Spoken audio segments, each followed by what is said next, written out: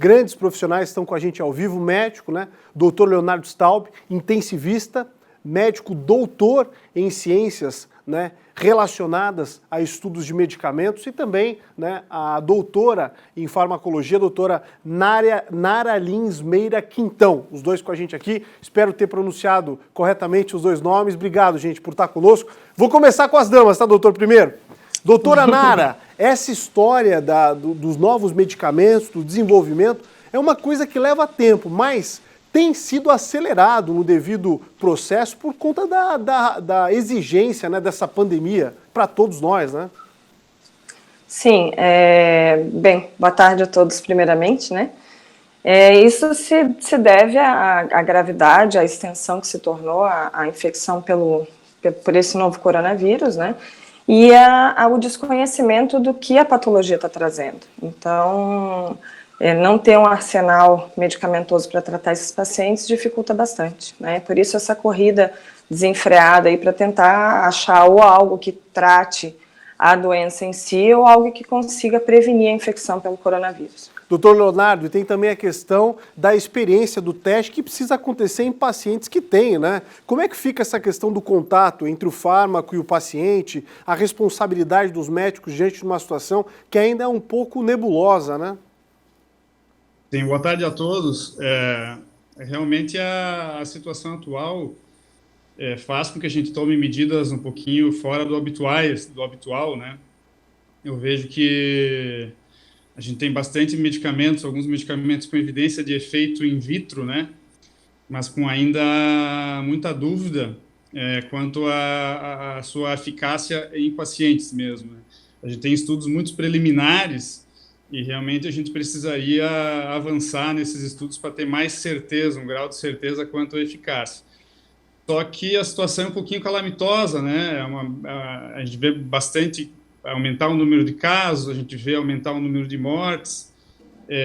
Algumas dessas medicações são antigas, a gente já conhece o perfil de efeitos colaterais, são medicamentos bem disponíveis, então, assim, de certa forma, tem se aberto um pouquinho o uso dessas medicações de uma maneira um pouquinho mais precoce do que é preconizado habitualmente, né? Muito por essa questão da urgência da pandemia, né?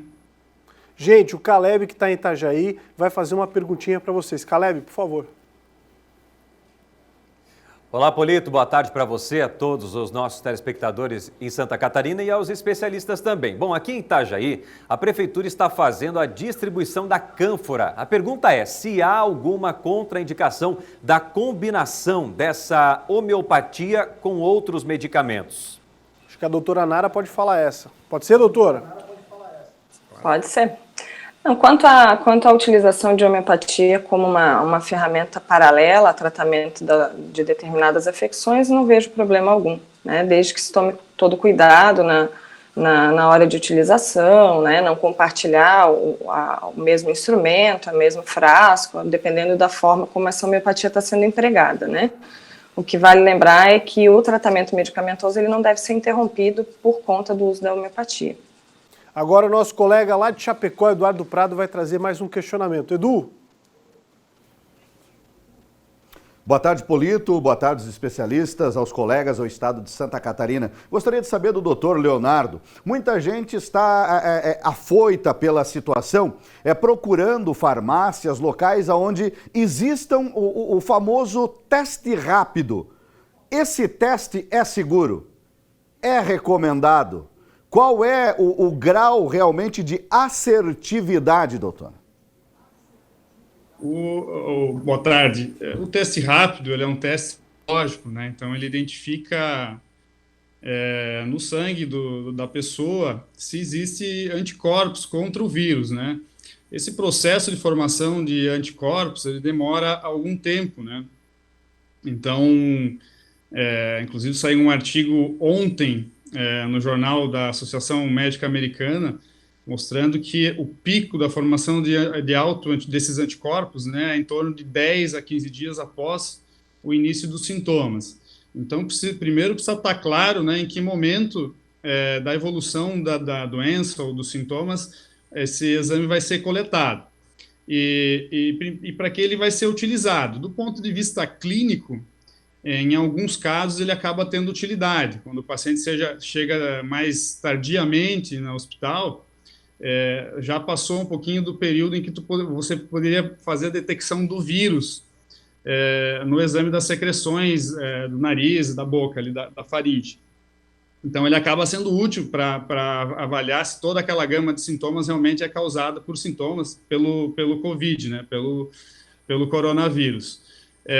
Assim, a questão a gente vê muitas pessoas querendo fazer o teste rápido para saber se devem ir trabalhar ou não. O teste rápido não vai indicar se a pessoa naquele momento está contaminando ou não.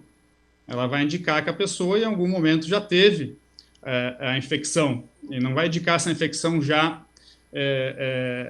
passou da fase de infecção ou se ainda está na fase de infecção. Então, como qualquer teste diagnóstico, ele tem que ser utilizado com critério, assim. Todo teste diagnóstico a gente tem que se basear num contexto clínico. Então, por isso é importante que esses testes sejam, penso que são melhores, mais adequadamente utilizados após uma avaliação médica, uma avaliação clínica adequada. Doutor. A utilização livre torna difícil a interpretação do resultado. Pois é, a pergunta do Edu é muito importante nesse momento, porque a Anvisa acaba de liberar para as farmácias, né? Inclusive nem é um teste muito barato, é caro, entre 200 e 300 reais. E esse teste, pelo que já foi explicitado, tem uma efetividade de 30% a 40%, é bem mais abaixo do que aquele mais complexo, que também não acerta 100%. É importante que as pessoas saibam que ele precisa ser feito 7 dias após a contaminação, não é algo assim? Queria que o senhor explicasse só um pouquinho melhor isso. O teste rápido ele é um teste sorológico, ele identifica os anticorpos contra o vírus, né? Então esse processo demora um período. Então o pico ele passa a ser detectável geralmente após o 7º dia, mas o pico desses anticorpos no sangue da pessoa é de 10 a 15 dias, até um pouquinho mais. Então ele acaba, a grande utilidade atualmente que os municípios estão dando a esse teste fazer inquérito epidemiológico, para tu ter uma noção mais real do número de casos e da disseminação da doença. Do ponto de vista clínico, é muito complicado o uso dele, porque vai depender do momento, como você mesmo falou, do momento em que vai realizar. A pessoa que tiver com sintoma há poucos dias e fizer o teste por meios próprios, a interpretação vai ser muito difícil, porque o teste negativo não vai descartar que ele esteja com efeito pelo corona, né? Então, tem que dar esse intervalo adequado e a interpretação tem que ser feita em conjunto com os dados clínicos, né? Isso que é o importante. Agora, gente, o Rodrigo Vieira vem de Blumenau para trazer uma questão para a doutora Nara. Rodrigão, contigo. Oi, Polito, boa tarde para você, boa tarde, doutora Nara, doutor Leonardo também, boa tarde para todos em Santa Catarina. A nossa pergunta aqui é relacionada à automedicação. Eu tive um relato de uma profissional de saúde aqui de Blumenau, lá da central de triagem do Parque Vila Germânica, do coronavírus, que teve uma mulher que foi lá e fez o exame, deu negativo para coronavírus, mas ela não acreditava nesse exame, já estava tomando a cloroquina, saiu o exame negativo e ela continuava tomando a cloroquina. Então eu queria saber da doutora Nara qual é o risco da automedicação, a pessoa que não está com coronavírus tomar esse medicamento, doutora. Bom, o risco de automedicação, ele existe sempre, né? A automedicação, ela sempre pode trazer prejuízo para o indivíduo. No caso da hidroxicloroquina, ela não é livre de efeitos adversos, né, indesejáveis, e ela pode trazer, inclusive, problemas cardíacos, como arritmias, como já foi extensamente mencionado, inclusive, em outras emissoras, em reportagens. E ela é sempre uma medicação utilizada para pacientes com, normalmente, doenças autoimunes, sempre acompanhada de um profissional da saúde. Então, esse paciente está tendo um acompanhamento para que, se por acaso ele venha a ter algum efeito adverso, ele poder ser feito a suspensão ou o redimensionamento da terapia. O paciente que pega uma medicação dessa, né, um indivíduo que compra e utiliza por conta própria, ele está suscetível a ter problemas, sim. Não deve ser utilizado por conta própria. Deixa eu agradecer, então, a presença super importante aqui da doutora Nara e do doutor Leonardo. Obrigado, gente, por dispor parte do tempo do dia de vocês para estar aqui com a gente, esclarecer mais algumas questões. Até uma próxima. Agradeço também. Obrigada, boa tarde. Obrigado, boa tarde, Boa tarde. gente.